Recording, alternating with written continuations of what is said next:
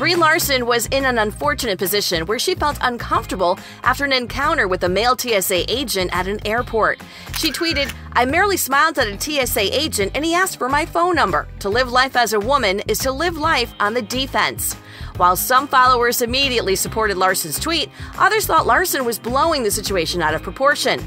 People magazine points out that one user responded saying, "Oh no, a guy asked for your number. You poor thing. Women be complaining they don't find a good guy, but complain when dudes ask for their number."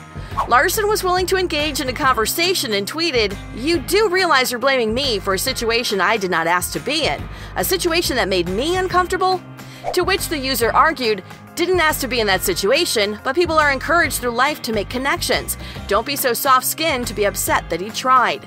Larson's point is that since he was in a position of authority and working, it was inappropriate, and that everyone should be more educated about how women are put in uncomfortable experiences.